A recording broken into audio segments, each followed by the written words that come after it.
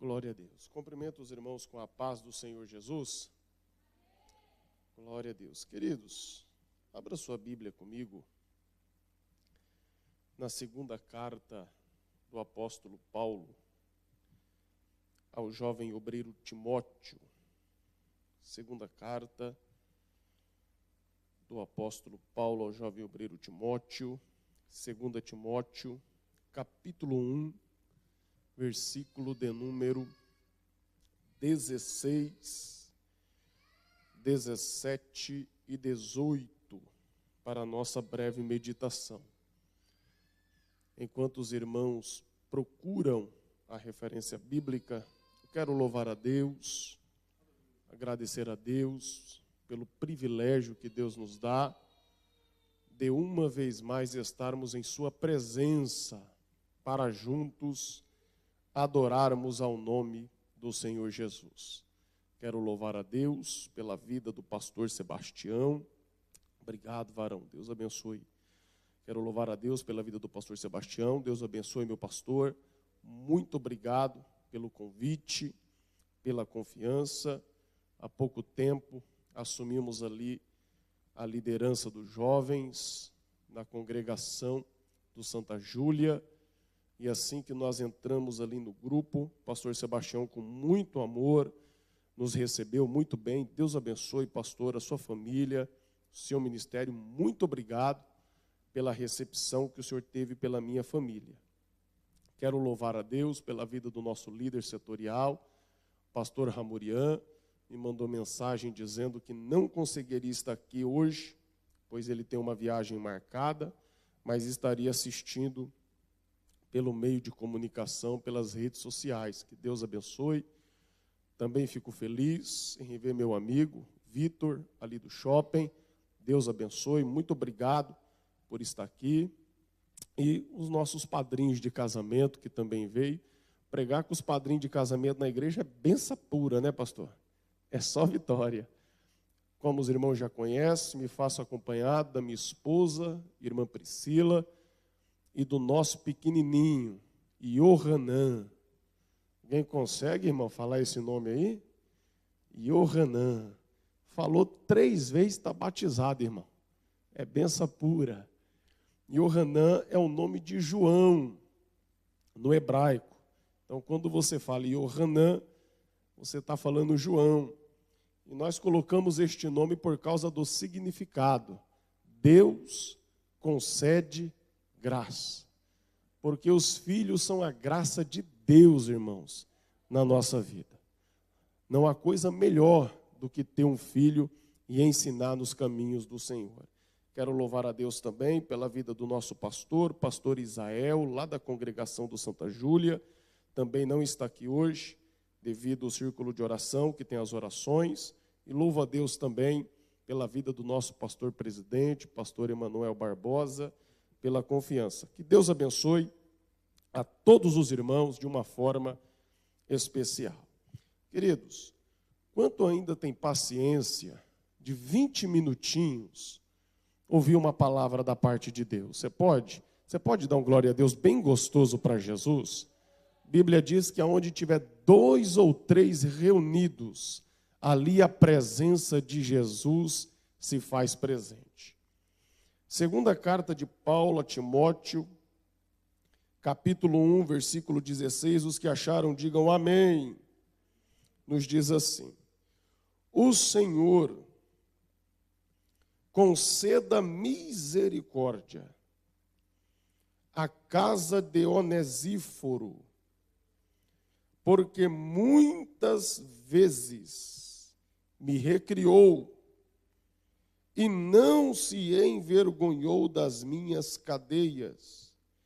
Antes, vindo ele a Roma, com muito cuidado, me procurou e me achou. O Senhor lhe conceda que naquele dia ache misericórdia diante do Senhor. E quanto me ajudou em Éfeso, melhor sabes tu. Você pode dar um glória a Deus por essa palavra? Irmãos, com a ajuda do nosso Deus e do Divino Espírito Santo, em rápidas palavras, mas trazendo tudo aquilo que Deus tem em nosso coração, eu gostaria de falar sobre Onesíforo, aquele que ajuda a vencer o desânimo. Onesíforo, aquele que ajuda a vencer o desânimo.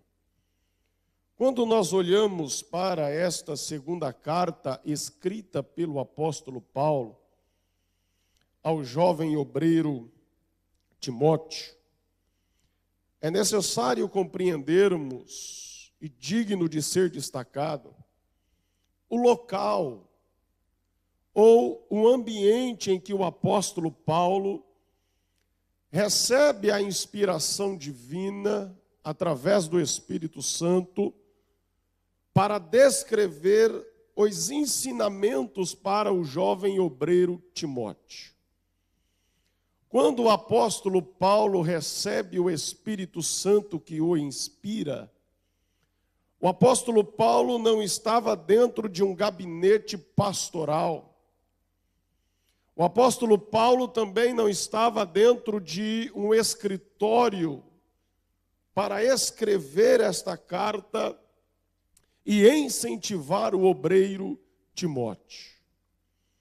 Quando o apóstolo Paulo escreve esta segunda carta, pastor Sebastião, o apóstolo Paulo se encontrava preso, se encontrava encarcerado, preso dentro da última prisão na cidade de Roma.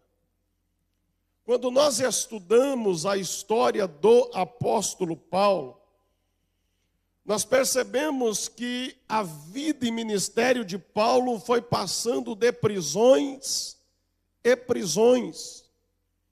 Porém, quando nós olhamos para o ministério deste homem, nós percebemos que das prisões que o apóstolo Paulo teve, duas delas se destacam. Primeiro, a prisão que pelos estudiosos é chamado de prisão domiciliar, apresentado em Atos dos Apóstolos, capítulo 28. Esta primeira prisão que o apóstolo Paulo enfrentou, ele é preso por pregar o evangelho. Ele é preso por anunciar a palavra de Deus. Quando Paulo anunciava a Jesus, os saduceus, uma classe religiosa em Israel, prendem o apóstolo Paulo, seguram o apóstolo Paulo e enviam para Roma, aonde o apóstolo Paulo permanece cerca de 2 anos preso em uma prisão domiciliar. É interessante que dentre esses 2 anos que o apóstolo Paulo enfrentou de prisão, ele está preso, ele não pode ir até as igrejas. Mas dentro desta prisão, o apóstolo Paulo escreve 3 cartas. Primeiro, ele escreve a carta à igreja de Éfeso, aos Efésios. Ele também escreve a carta à igreja de Filipos, aos Filipenses. E dentro desta primeira prisão, ele também escreve à igreja de Colosso, aos Colossenses. Olhando para essa história de Paulo, eu percebo que Paulo está preso, ele não pode visitar a igreja, mas a palavra não deixa de chegar na igreja. Paulo não pode pisar em Éfeso, mas a palavra não deixa de chegar em Éfeso. Olhando para isso, eu entendo que Paulo, mesmo preso, não deixa de falar de Jesus. Paulo está preso, mas permanece pregando. Paulo não pode ir, mas pode enviar a palavra. Sabe por quê, irmãos? Porque recursos humanos ou dificuldades humanas não pode impedir o agir de Deus na sua vida. As circunstâncias prende o apóstolo Paulo, mas não prende a palavra que sai na boca do apóstolo Paulo. Sabe que Deus está dizendo? As circunstâncias podem te prender, mas a palavra que Deus te deu vai chegar aonde Deus quer que ela chegue. Oh, Espírito Santo de Deus! Paulo está preso, mas a palavra que está na boca de Paulo, esses religiosos não seguram. Esses religiosos não prendem. Porém, não é nesta primeira prisão que Paulo vai escrever para o grande discípulo e pastor Timóteo. Paulo, ele vai escrever na sua última prisão, pastor Sebastião. Na primeira prisão ele é preso por pregar o evangelho. Na primeira prisão ele é preso porque fala de Jesus. Porém agora na sua última prisão, Paulo não é preso por pregar. Paulo é acusado de um crime que ele não cometeu. O evangelho começa a crescer em Roma. A palavra de Deus começa a ser anunciada em Roma. A população dos crentes vão crescendo em Roma. E Nero, o imperador romano, vendo os cristãos crescendo, ele decide matar o apóstolo Paulo e destruir os cristãos. A história nos diz que Nero contrata alguns homens, coloca fogo na cidade de Roma, coloca fogo em alguns vilarejos e acusa os cristãos de ter incendiado aquele vilarejo. Paulo agora é preso. Paulo agora é encarcerado em uma prisão, num calabouço, não é mais prisão domiciliar. Paulo está preso de um crime que ele não cometeu. Paulo está sendo acusado de atentado terrorista. E agora ele é encarcerado.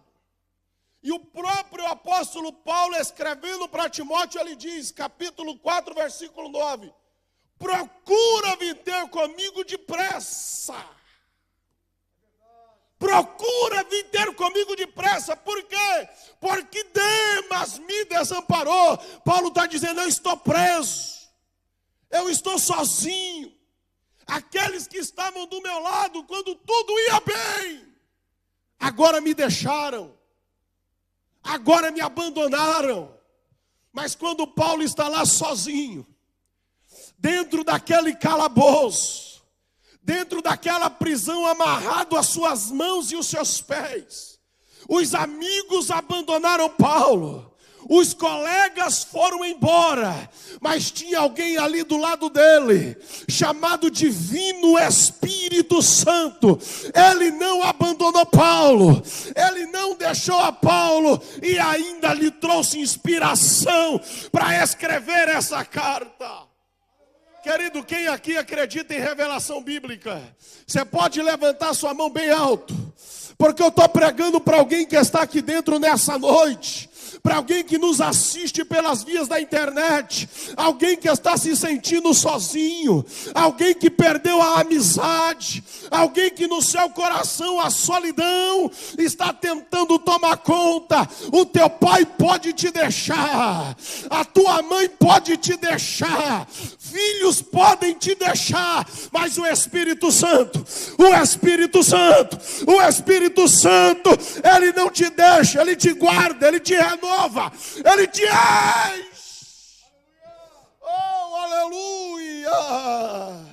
Quem pode dar um glória a Deus para Jesus nessa noite? Querido, sabe qual é o nosso problema? O nosso problema é que quando nós nos sentimos sozinhos, a gente quer o abraço de alguém. A gente vai correr atrás de pessoas que não querem a nossa amizade. E Deus está dizendo para mim e para você: você pode até se sentir sozinho, mas o Espírito Santo não te deixa.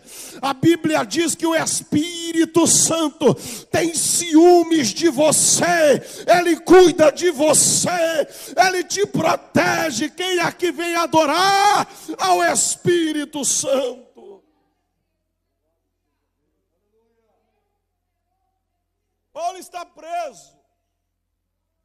Demas o largou. Crescente também o abandonou.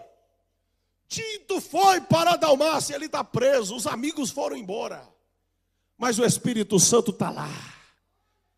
Quando de repente, recebendo o Espírito Santo, ele vai dar essas instruções a Timóteo. Paulo está preso. E se você está com a sua Bíblia aberta, não feche ela, vamos ler a Bíblia. No capítulo 1 e versículo 16, do texto que lemos. Capítulo 1, versículo 16, vai dizer assim: e o Senhor conceda misericórdia à casa de Onesíforo, porque muitas vezes, não foi uma, porque muitas vezes me recreou. Paulo está encarcerado, mas mesmo preso, pastor, ele faz recomendações de Onesíforo para o pastor Timóteo. Paulo está dizendo: eu tenho os meus problemas, mas os meus problemas não me impedem de ajudar outras pessoas. O meu problema não impede de eu fazer recomendações. Sabe que Deus está dizendo para mim e para você, irmão? Não deixa o teu problema te abater. Não deixa o teu problema te desanimar. Ainda que você tenha problema, você tem o Espírito Santo de Deus. Essa expressão, porque muitas vezes me recreou, também pode ser traduzido como muitas das vezes me deu ânimo, me trouxe alegria. Paulo está dizendo para Timóteo: Timóteo, que Deus venha conceder misericórdia à casa de Onesíforo, porque muitas vezes ele me deu ânimo. Irmãos, quando eu li isso me chocou, porque quando nós olhamos para a vida de Paulo, é impossível acreditar que em algum momento Paulo teve desânimo, que em algum momento Paulo pensou em parar. Mas agora que Paulo está revelando a sede das suas emoções, a sua alma, e ele revela dizendo: e por muitas das vezes ele me recreou, ele me deu ânimo. Paulo está dizendo: algumas vezes eu senti vontade de parar, algumas vontades de desanimar, mas todas as vezes que eu senti essa vontade, Onesíforo estava lá me animando, Onesíforo estava lá me recreando. Atraia pessoas ao seu lado, que quando você passar pela luta, que quando você passar pela prova, não venha te influenciar a sair da igreja. E atraia pessoas ao seu lado, que quando você passar pela prova, ela olha para você e te diga: está na prova, mas Jesus está contigo. Está na prova, mas Jesus te guarda. Oh, aleluia! Paulo era um homem extraordinário, mas também passou pelo desânimo. Quando você olha para a história de Paulo, Paulo se converte em Atos 9. Em Atos 9, quem evangeliza Paulo não é um evangelista. Quem evangeliza Paulo é o próprio Jesus. Saulo, Saulo, por que tu me persegues? Duro é para ti recalcitar sobre o arguilhão. Sabe o que é arguilhão? Arguilhão é um pedaço de ferro com uma ponta, que quando o boi ia saindo do caminho, o boiadeiro espetava o boi para colocar o boi na linha, para colocar o boi no caminho. Jesus está dizendo: ei, Saulo, Duro é para ti sair do caminho. Duro é para ti sair dos arguilhões, recalcitar contra os arguilhões. Paulo se converte em Atos 9, em Atos 13. Quem separa Paulo para o ministério não é o pastor. Paulo é ganhado pelo próprio Jesus. Mas em Atos 13 a consagração de Paulo é através do Espírito Santo. O Espírito Santo vem na igreja de Antioquia e diz: separai-me a Saulo e a Barnabé para a obra que eu vos tenho chamado. Saulo, ele empreita em Atos 13 a sua primeira viagem missionária. Logo na primeira viagem missionária ele abre 10 igrejas. Vale um glória a Deus ou não vale? Vale um aleluia ou não vale? Em Atos 15, Paulo faz a sua segunda viagem missionária. Abre 12 igrejas. Dá um glória a Deus gostoso para Jesus. Em Atos capítulo 19, Paulo visita todas essas igrejas. Ele é um homem que faz a obra de Deus. Mas em dado momento, ele sentiu desânimo. Em dado momento, ele sentiu vontade de parar. O problema não é sentir vontade de parar. O problema é as pessoas que estão ao nosso lado. Paulo diz: eu tive vontade de parar, mas Onesíforo estava lá dizendo, me recreando, me ajudando. Levante a mão bem alto, deixa eu ser profeta de Deus para a tua vida. Só quem acredita em revelação bíblica, irmão, eu não sei pregar carro do ano, eu não sei pregar casa nova, mas eu sei pregar o que a Bíblia deixa eu pregar. Só quem crê, levante a mão. Deus te trouxe aqui para te dizer, Ele vai colocar pessoas do seu lado, que quando você estiver fraco, a pessoa vai te dizer, vem para a igreja, vem adorar a Deus, vem adorar a Deus. Oh, quem pode adorar a Jesus? Ei, calábia, sol, decanda, labaçui, decanda, arábia. Paulo estava preso, mas ele tinha Onesíforo do seu lado. Pastor Sebastião, eu quero profetizar que na Umadembe Deus vai levantar Onesíforos. Eu quero crer, irmão, que até o final do ano, este culto de quinta-feira vai estar cheio de Onesíforos. Você vem desanimado para a igreja, você pode vir entristecido para a igreja, mas Deus vai levantar Onesíforos aqui, para poder mudar a tua história. Oh, aleluia! Se coloque de pé em nome de Jesus. Eu não vou mais além que isso por causa do tempo. Mas nós vamos ler o versículo 16 para a gente encerrar. Nós vamos ler o versículo 16. O versículo 16 vai dizer assim: e o Senhor conceda o que, irmãos? Conceda o que? Misericórdia. A quem? A Onesíforo, sim ou não? Não. Olha aí. E o Senhor conceda misericórdia à casa de Onesíforo. Você sabe o que significa a palavra misericórdia? A palavra misericórdia, entre os seus significados, irmãos, misere vem de miséria, e córdia vem de cardia, coração. Deus está dizendo, e o Senhor conceda misericórdia à casa de Onesíforo. Era como se Paulo estivesse dizendo que o Senhor pegue a casa de Onesíforo e coloque no seu coração. Querido, quando você ajuda alguém, e agora eu vou profetizar para a tua vida, porque em parte eu prego, em parte eu profetizo, irmãos. Levante a mão bem alto. Quando Deus te usar como Onesíforo para ajudar alguém, para auxiliar alguém, para dar esperança para alguém, Deus vai pegar a tua casa e colocar no coração dele. Deus vai pegar a tua família e colocar no coração dele. Vai pegar o teu pai e colocar no coração dele. A tua família vai estar no coração de Deus. Só não deixe de sair da casa de Deus. Só não deixe de estar na casa de Deus. Só não deixe de estar aqui adorando a Jesus. O nosso problema é que quando o desânimo vem, a primeira atitude que temos é de sair da presença de Deus. É de deixar de vir na casa de Deus. Só que quando nós nos colocamos aqui, irmãos, na casa do Senhor Jesus, você olha para o lado aí do teu irmão, olha para o lado dele. Quando você está aqui dentro, Deus vai usar esse onesíforo que está do teu lado para te dizer: não saia, não saia. Ah, mas está difícil, mas não saia. Se está difícil aqui dentro, imagina lá fora. Quando você pensar em desanimar, olhe para este irmão que está do teu lado.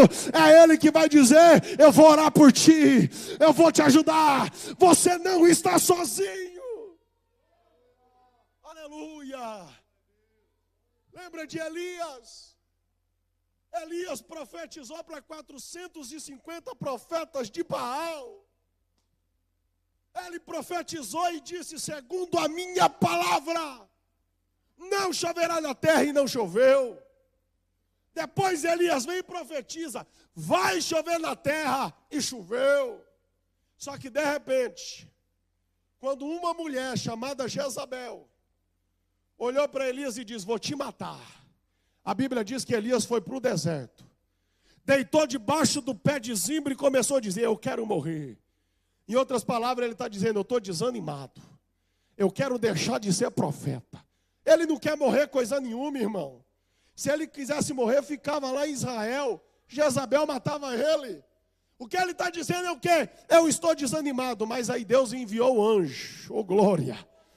Deus enviou o anjo trouxe brasa, o anjo trouxe pão, o anjo trouxe água e disse: Elias, come, porque longa é a tua caminhada. Eita, pão gostoso, hein, pastor? Elias caminhou 40 dias, Elias caminhou 40 noites, com pão e com água. Levante a mão, levante a mão.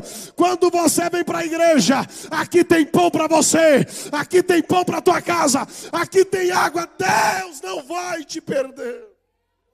Coloque a mão no teu coração. Coloque a mão no teu coração. Eu quero orar com você nessa noite.